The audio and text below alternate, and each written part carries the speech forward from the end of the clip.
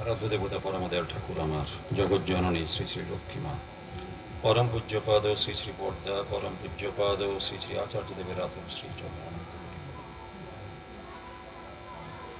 ঠাকুর পরিবারের প্রতি প্রত্যেকের আতর শ্রী চরণ অনন্ত কোটি প্রণাম জানায়। পরম পূজনা পিতৃদেব, পরম পূজনা মাতৃদেবের শ্রী চরণ অনন্ত কোটি অর্থাৎ শ্রদ্ধাবাদন ঋত্বিক দেবতা বৃন্দ, পুত পবিত্র পাঞ্জাধারী কর্মীবৃন্দ, সমাগত পরম শ্রদ্ধ দাদারা, ভক্তিমতী মায়েরা, স্নেহের ছোট ছোট ভাই বোনেরা, প্রতি প্রত্যেকে যথাযোগ্য স্থানে সশ্রদ্ধ জয় করে যাচ্ছে। সৎসঙ্গ হলে বুঝবো কেমন সেই পরিবার, সে যে ঠাকুরের পরিবার, কি করে বোঝা যাবে? ধরুন হরিপদদার ঘরে এসছি, হরিপদদার বাড়িতে 2 ঘন্টা থাকবো, তারপরে যে যার বাড়ি চলে যাব। বুঝবো কেমন যে হরিপদদার ঘর ঠাকুরের মানুষ? যারা ঠাকুরের কাছে প্রণামী রাখে 16 আনা, বুঝলেন তো? এইখানে কিন্তু নিষ্ঠা, এইখানে হচ্ছে গভীর বিশ্বাস। 16 আনা প্রণামী, 101 টাকা করে প্রত্যেকটি প্লেটে 16 আনা করে রাখা প্রয়োজন। 4 তলা ঘরে গৃহপ্রবেশ হচ্ছে, গৃহপ্রবেশ হয়ে গেল, হোমযজ্ঞ, সৎসঙ্গ হচ্ছে, ছেলেদের বসার সুযোগ নেই, ছেলেরা দোকান খুলে বসে আছে। বৃদ্ধা মা এসে সৎসঙ্গ আছেন, গুরু ভাইরা আছে। সুখ কোথায়? আনন্দ কোথায়? কার জন্য রেখে যাচ্ছি? এই ছেলে মৃত্যুর পরে আমাকে মনে রাখবে তো?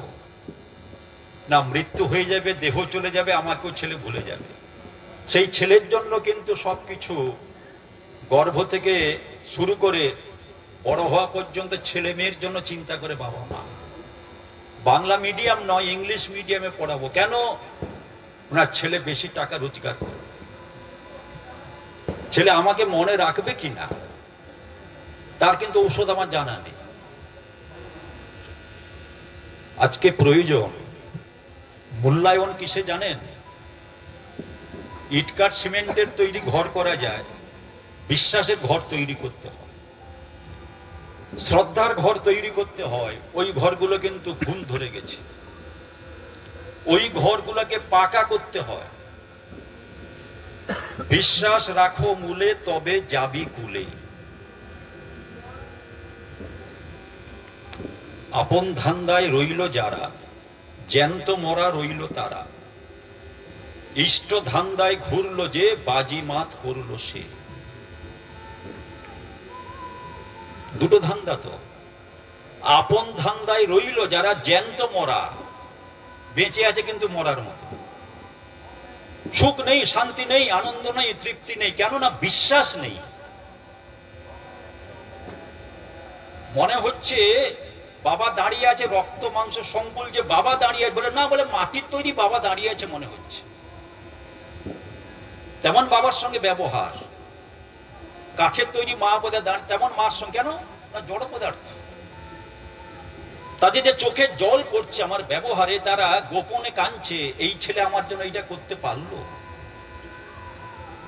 আমি তিল তিল করে গর্বে ধারণ করে তাকে বড় করেছি, বিয়েটা হলো, চলে গেল আমাকে ছেড়ে। কালী পুজো করলে হবে?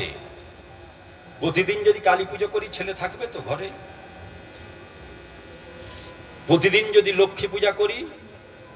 সকালে বলছিলাম যে ভাই দ্বিতীয়া গেল কালকে, কালকে বৃহস্পতিবার, বাঙালিদের এই বারটা মানুষ, মায়েরা বিশেষ করে লক্ষ্মীবার, নিরামিষ খান। কালকে যখন বেলদা থেকে আসছি সব ছাগল আর মুরগি কাটা হচ্ছে। কার জন্য? ভাইয়ের কপালে দিলাম ফোঁটা, জমের দুয়ারে পড়ল। তোমার আয়ুটা আমি চাইছি কার কাছে? জমের কাছে। আর 2 জন প্রাণীকে জমের দুয়ারে পাঠাচ্ছি, নিরপরাধ 2 জনকে জমের দুয়ারে পাঠাচ্ছি। রক্তের নদী দোকানে হয়ে গেছে এবং লাইনে দাঁড়িয়ে মাংস কিনছি, কিন্তু বৃহস্পতিবার। আমার দাদু করেননি, তার বাবা করেননি, তার বাবা করেননি, তার বাবা করেন, কিন্তু আমি করছি। এইটা শিষ্টাচার, এইটাই লোকাচার, এইটা সংস্কৃতি, এইটাই সামাজিকতা। কেন না, তারা তো পড়াশোনা করেনি, আমি বিএ পাস করেছি, ল পাস করেছি, ইঞ্জিনিয়ার, ডাক্তার, তাই সংস্কার সব বাদ। যত বাবা মাকে ভুলে থাকা যায় ততই মঙ্গল। চাইলে কৃপা যায় না পাওয়া, কৃপা মানে করে পাওয়া। সিমেন্টের দিকে, রডের দিকে, বালির দিকে তাকালেই ঘর হয়ে যাবে না, কিন্তু ঠাকুরের দিকে তাকালেই কিন্তু আমার হাতটা কোন কাজ করছে, মনটা কোন কাজ করছে বুঝতে পারবো না। তার মতো চলতে হবে। আমার বলাগুলি যদি শুধু তোমার কথা ও চিন্তার খোরাক মাত্র হয়, করার বা আচরণের মধ্যে যদি সেগুলিকে ফুটিয়ে তুলতে না পারো, বাবা তোমার তমসাচ্ছন্ন রয়ে যাবে, তা কিন্তু অতি নিশ্চয়। হারমোনিয়ামের মধ্যে কি আছে? সুর আছে তো নাকি? হারমোনিয়াম ছুঁয়ে দিলে গান হবে? সাধতে হবে, মেলাতে হবে। ইষ্টবিধি দেব না কেন না, অনুকূল চন্দ্র পয়সা, ব্যবসা। অনুকূল চন্দ্র ব্যবসা, পয়সা নেই। আর যিনি পয়সা নেন তিনি বলছেন তোদের এক পয়সা ঋণে আমি থাকি না, তোদের কর্মফলটা আমি নিই, যেটা তোর পরিবারে কেউ নিতে পারবে না। তোরা এক পয়সা দিলে কি করে লক্ষ পয়সা ফিরে পাস, তার চেষ্টাতেই, তার চিন্তাতেই থাকি। তাহলে ঠাকুরের বাণী কি জানে? নিজ প্রবৃত্তির আকাঙ্ক্ষা পূরণের টানের চাইতে যদি ইষ্টটান বেশি না হয়, তবে সঞ্চিত কর্মফলের বিরুদ্ধে কৃতকার্য হওয়া যায় না। নিজ প্রবৃত্তির আকাঙ্ক্ষা পূরণের টানের চাইতে টান, প্রবৃত্তির আকাঙ্ক্ষা পূরণ, মন যা চাইছে সেটাই করব। ইষ্টটান যদি বেশি না হয়, সঞ্চিত কর্মফলের বিরুদ্ধে কৃতকার্য হওয়া যাবে। ঠাকুরের পথে চলছি, প্রমাণটা কি? ছেলে প্রমাণ চাইছে বাবার কাছে, তুমি যে ঠাকুরের পথে চলছে প্রমাণটা দাও। স্ত্রী প্রমাণ চাইছে স্বামীকে, প্রমাণটা দাও। কতক্ষণ নাম করো? স্ত্রী বলছে আমি সব জানি, তুমি কতক্ষণ কি করো? সবার কাছে তুমি জামা পরা একজন মানুষ, ভদ্র মানুষ, কিন্তু আমার কাছে ভদ্রের আগে যোগ করলে একটা জিনিস, সেটা যা হয় তেমন। কেন না, মুখ থেকে শ্রদ্ধার ভাষা আসে না। কেন? তোমার কর্মের জন্য। বিয়ে হলো তো আনন্দ করে, সানাই বাজিয়ে, বাজনা বাজিয়ে, সব বাজিয়ে। তারপর আস্তে আস্তে দুঃখ ঢুকে যায় কেন সংসারে? কারণ তো কি, দুজনই তো মাস্টার। শ্বশুরের ইচ্ছা ছিল যে বৌমার হাতে দুটো রান্না খাবে।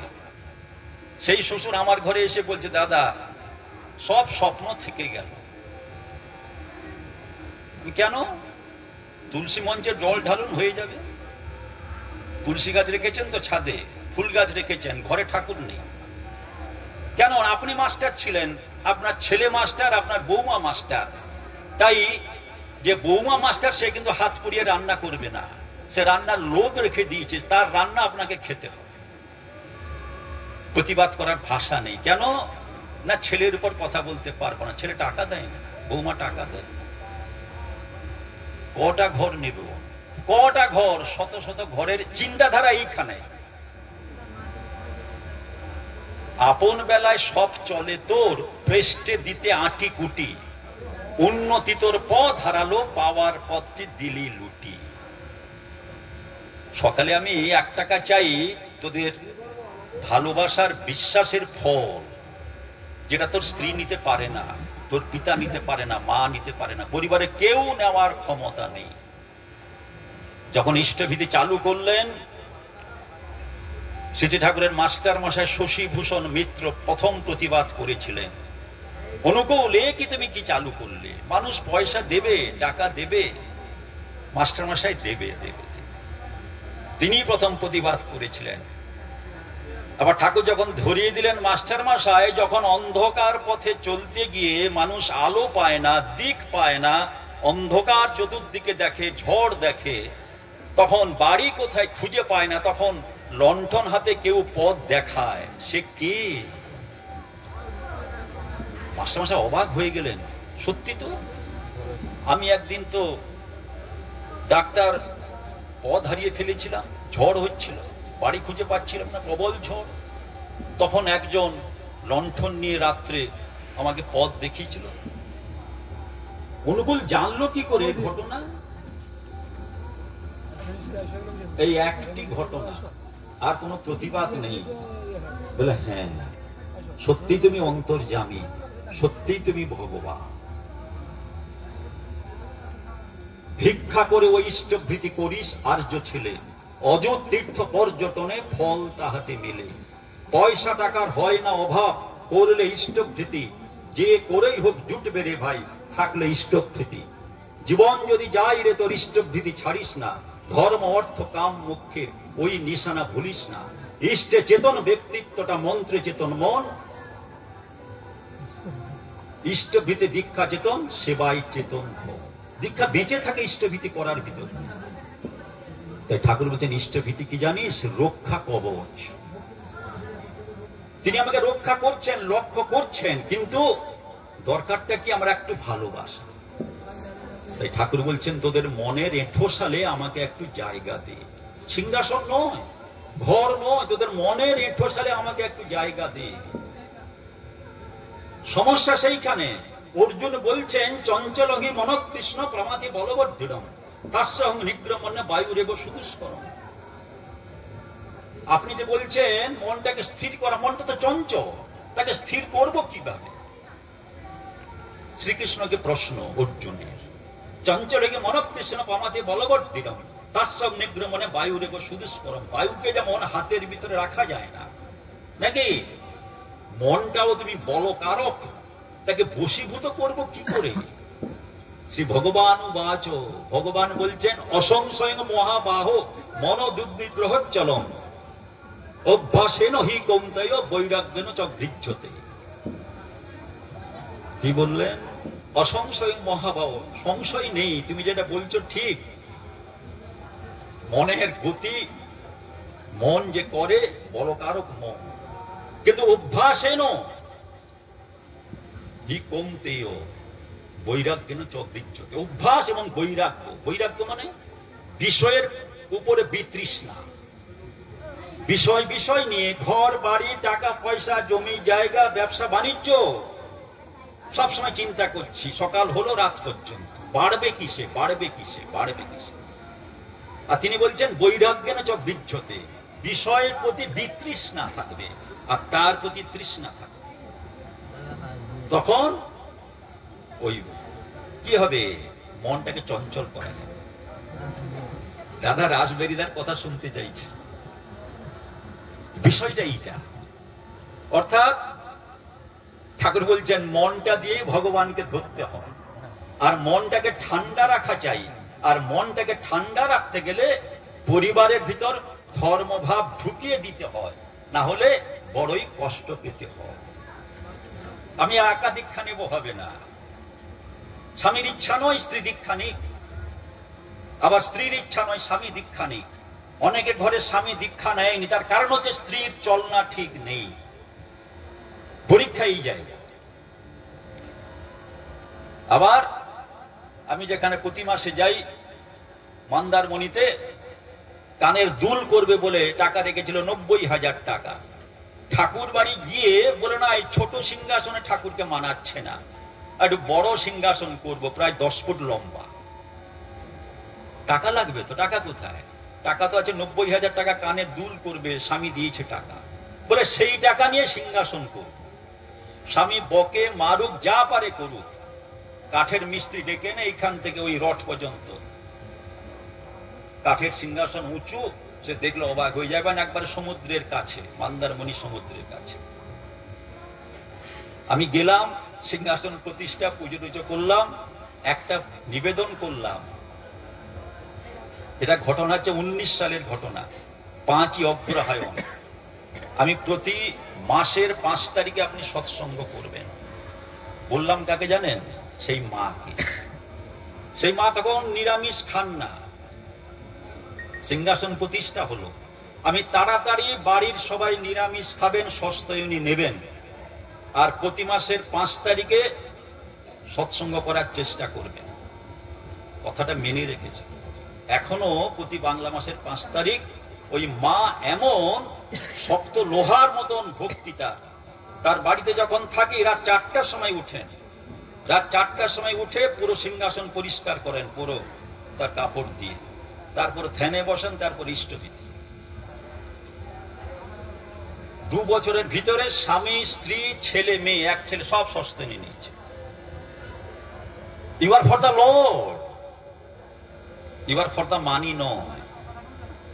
তোমার ছেলে তুমি চলে গেলে কষ্ট করেও কি করবে বলুন, প্যান্টটা ছেড়ে ধুতিটা পরবে কষ্ট করে, একটা উড়ানি দেবে কষ্ট করে। 10 দিন কবে কাটবে, কবে নিরামিষ ছেড়ে মাংসটা খাবো? এইটাই বাস্তব, এইটাই জীবন।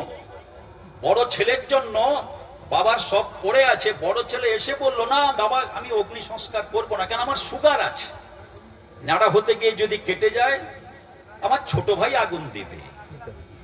গ্রামের লোক বলছে, ভাবছে এই বাবা বড় ছেলের জন্য বাড়ি থেকে সমস্ত ফল নিয়ে যেত বাসে করে, সেই বড় ছেলে বলছে আগুন দেবে না, এটা বাস্তব হতে পারে? বলে হ্যাঁ বাস্তব তো চোখে দেখছে। এক ছেলে আমার নয়নের তারা, তারে না দেখলে হৃদয়। ছেলেকে নিয়ে এত চিন্তা, মেয়েকে নিয়ে এত চিন্তা, পরিবার নিয়ে তোমার জন্য চিন্তা রাখার জায়গা তো নেই বুকে, রাখবো কোথায়? সব তো ভর্তি, সব চাল তালা। যাই হোক, আমার নির্মলদা বেলদায় থাকেন, আমি তো বেলদায় যাই। রাসবেরিদার ঘটনা একটু শুনবেন। শোনা মানে দুঃখ, জানেন তো, শোনা মানেই দুঃখ। রাসবেরি ঘোষ, রাসবেরি ঘোষ হচ্ছে জাতে গোয়ালা।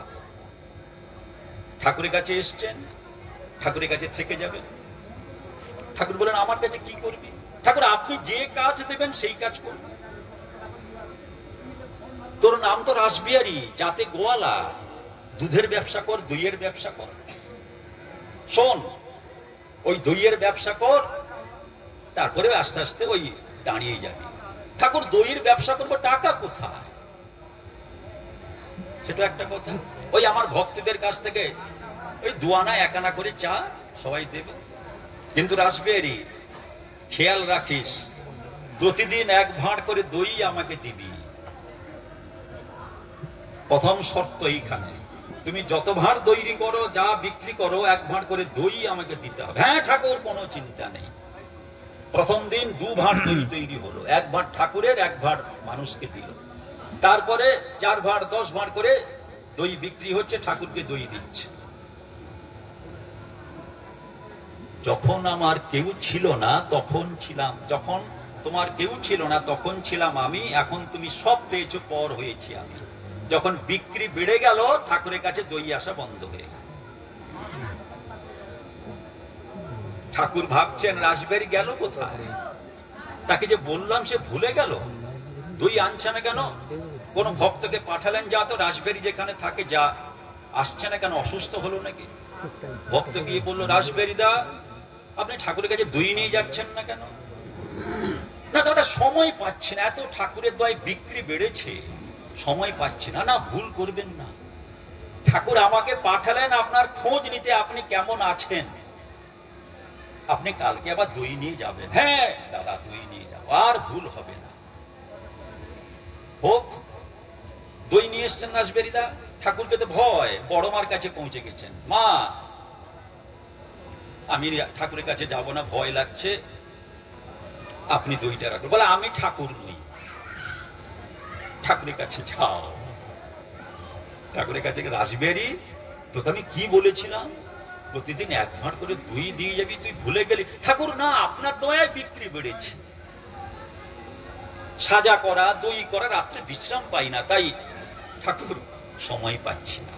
রাসবিহারী ভুল করবি না। হ্যাঁ ঠাকুর আর ভুল হবে। আবার ভুল কেন?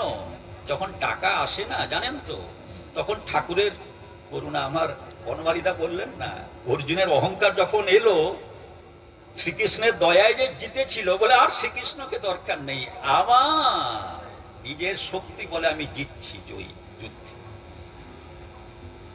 আমরা প্রত্যেকে জানি যোশীটি আর কি মধুপুর, ট্রেনে যে যাই, যোশীটি মধুপুরের ভিতরে বাঁকে করে দই বিক্রি করছে ট্রেনে, ঠাকুরের দয়া বিক্রি। এবার হলো কি জানে, ওই নামতে গিয়ে ট্রেনের নিচে ওই যে ফাঁক আছে পড়ে গেল, পা কাটা হয়ে গেল, হাসপাতালে নিয়ে মৃত্যু হল। ঠাকুরের কাছে খবর এলো, ঠাকুর কালকে ট্রেন থেকে নামতে গিয়ে রাসবেরি ট্রেনের নিচে পড়ে গেছে, পা কেটে গেছে চাকাতে, ট্রেনের মারা গেছে। একটা কথা ঠাকুর বললেন, আমি জানতাম। এবার কি আসল কথা ঠাকুর বললেন, যখন রাসবিহারী প্রথম আমার কাছে আসে তখন দেখছি ও কাপড় পরে আছে, ও দাঁড়িয়ে আছে, কিন্তু আমি দেখছি ও শূন্যে ঝুলছে, কোমর থেকে পাটা নেই, শূন্যে ঝুলছে। তাই তাকে বলেছিলাম প্রতিদিন 1 ভাঁড় করে দই দিয়ে যাবে। রাসবিহারী সেটা কথাটা রাখলো না, তাই আমার করার কিছু থাকলো। ইষ্টভৃতি জানে, এই হচ্ছে ইষ্টভৃতি। আমার দৃষ্টির মধ্যে তুমি থাকবে, চোখের কোনো ক্ষমতা নেই আলো যদি নিভে যায় আপনাদের দেখা। চোখের ক্ষমতা আছে বলুন? এখানে ভীমদা, এখানে নির্মলদা বসে আছে, যদি আলো নিভে যায় কোনো ক্ষমতা? চোখ তো সবাইকে দেখে, কিন্তু চোখের কোনো ক্ষমতা নেই যদি আলো না থাকে, যদি সূর্য না ওঠে, নাকি আমরা কেউ দেখতে পাবো না। আই এম দি লাইট, কে বলছেন? প্রভু যীশু খ্রিস্ট। আই এম দি সল্ট, লবণ ছাড়া তরকারি হয় না। তাহলে গুরু ছাড়া, ভগবান ছাড়া ঘর হয় কি করে? যে ঘরে আমি প্রণাম করতে পারি না, হাত জোড় করতে পারি না, যে ঘরে আমি আনন্দে থাকতে পারি না, তাকে আমি ভজনা করব? তার দয়া নেই, কৃপা নেই, তার করুণা নেই, আমি বলি কি করে? যখন চলে যাব একটা কথা সবাই হবে, কি জানেন তো? বলো হরি হরি বল। আর যিনি আনন্দে শুয়ে আছেন উপরে, তার আর হরি বলা হলো। তাই নিবেদন, অনুরোধ।